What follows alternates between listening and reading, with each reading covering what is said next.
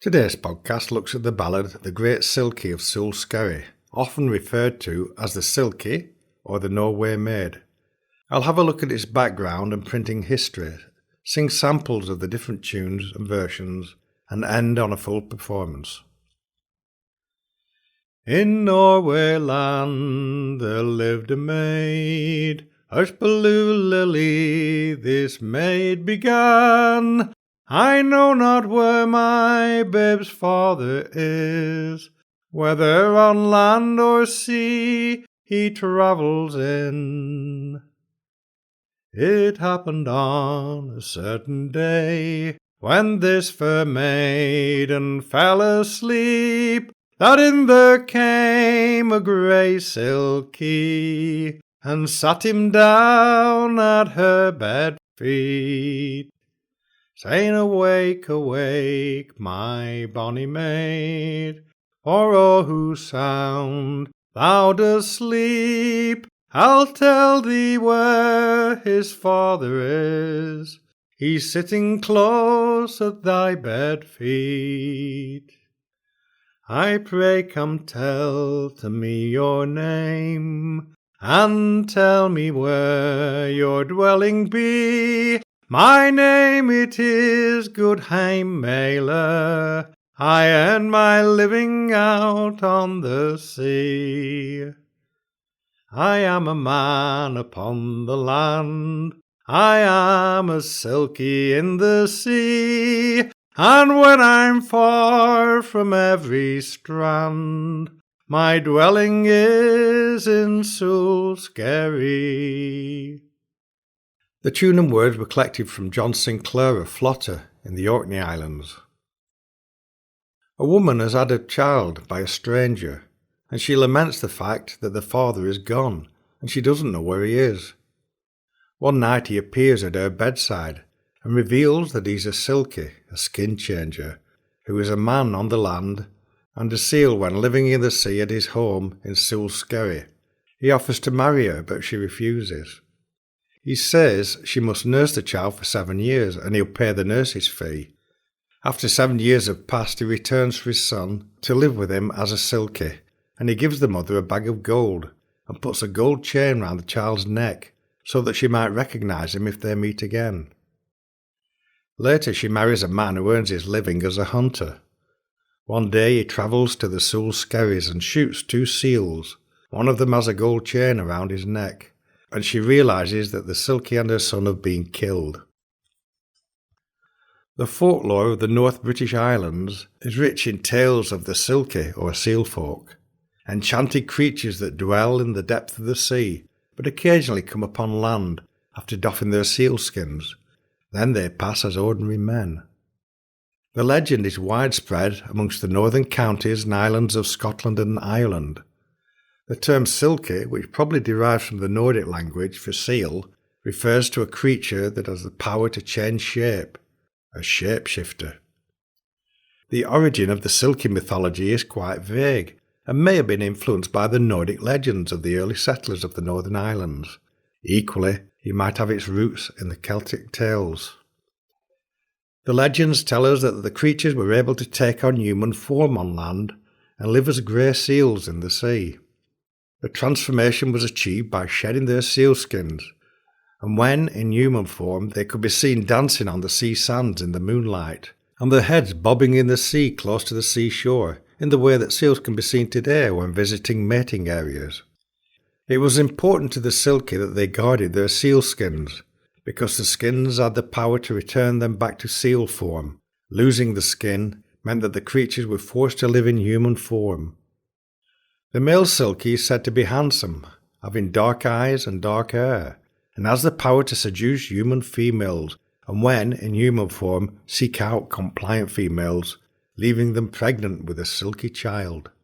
The female silkie is also desirable, and there are tales of human males seeking out the silky females, stealing the sealskins, forcing them to enter into a marriage.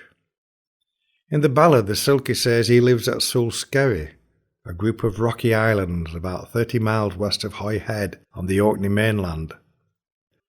Oh, when that weary 12-month passed, He came to pay the nurse's fee. He had a coffer full of gold, and another full of white money.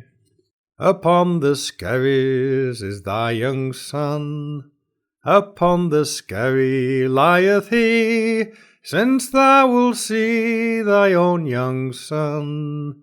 Now is the time to speak with me. The gunner lay behind a rock, behind a tangled rock he lay, and the very first shot the gunner fired, it struck his wife above the breast. Joe and his young son, with heavy hearts took to the sea. Let all that live a mortal life never mix with silkies of the sea. The words were collected in 1859 by a minister of North Ronaldsway in Orkney. They were printed in 1954 in John Campbell's book, The People of the Sea. The earliest noted version of the ballad dates back to 1825, when it was printed in the Proceedings for the Society of Antiquities of Scotland. The ballad had been noted by Captain F. Thomas from a dictation of a venerable lady of Skerry in Shetland. This version was reprinted in 1889 in Volume 2 of the English and Scottish Popular Ballads, edited by Francis James Child. The next version was published in 1883 in Rambling Sketches of the Far North by R. Mackenzie Ferguson, and later the same version was printed in January 1938 in the Orcadian newspaper. At this time there was no noted tune for the ballad. In 1938 Professor Otto Andersson of Finland collected another version of the Silkie with a tune from John Sinclair of Flotter in the Orkney Islands. The tune did not become widely available until 1961, when the recording was included in the Cadmian record series The Folk Songs of Britain in Volume 6 of the series, Sailor Men and Sailor Maids, under the title The Great Silkie. This series was reprinted in 1968 on the British Topic label. Prior to this, the ballad was virtually unknown, until in 1954 the American Dr. James Waters of Columbia University wrote a tune which worked quite well and is sympathetic with the ballad text. He used the text that was published in the Child Collection. An earthly Norris sits and sings, and I she sings by Lily Ween. Little know I my Ben's father, or less the land that he stays in. Then one arose at her bed foot, and a grumly guest I'm sure was he. Here I am thy Ben's father, although I be not comely. I am a man upon the land, I am a silkie in the sea, and when I'm far and far from land, my dwelling is in the Sule Skerry. It was not well, quoth the maiden fair, it was not well indeed, quoth she, that the great Silkie of Sule Skerry should come and have a burn to me. It was picked up by the folk song revivalist singers in America and recorded by the popular singer Joan Baez in 1962 on her Joan Baez Volume 2 record.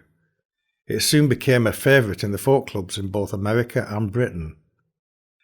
A final text was printed in 1954 in David Thompson's book The People of the Sea. This version had been noted in 1859 by a minister in North Ronaldsway in Orkney and sent to John Campbell of Orkney. In this version, the gunner accidentally kills his wife and the Silkie and his son swim out to sea. I'd recommend The People of the Sea to anyone who wishes to know more about the legends of the Silkie. The Scottish singer and teller of tales, Duncan Williamson, has published 3 books. These include traditional tales referring to the Silkie. They are Mary and the Seal, Brunies, Silkies and Fairies, and Tales of the Sea People. He was a fine singer, but I haven't found any recording of the Silkie of Sule Skerry recorded by him. The traditional tune has also become more widespread and is now performed by Scottish and English singers, with fine versions from Jean Redpath, Archie Fisher, Alison McMorland and Bob Blair. I'll end this podcast with a full version of the ballad using the tune collected in 1938 from John Sinclair of Flotter in the Orkney Islands. The words and tune were printed in Bertrand Bronson's book The Traditional Tunes for the Child Ballads. The text is an amalgamation of John Sinclair's words and the words printed in 1934 in the Orcadian newspaper. In Norway land there lived a maid, Hushbaloo Lily this maid began. I know not where my babe's father is, whether on land or sea he travels in. It happened on a certain day, when this fair maiden fell asleep, that in there came a Great Silkie, and sat him down at her bed feet, saying, Awake, awake, my bonny maid, for oh, whose sound thou dost sleep, I'll tell thee where his father is, he's sitting close at thy bed feet. I pray come tell to me your name, and tell me where your dwelling be. My name it is Goodhame Mailer, I earn my living out on the sea. I am a man upon the land, I am a silkie in the sea, and when I'm far from every strand, my dwelling is in Sule Skerry. Alas, alas, this woeful fate, this weary fate that's been laid on me, that a man should come from the west of Hoy to Norway lands to have a burn with me. My dear, I'll wed you with a ring, my dear, I'll wed with thee.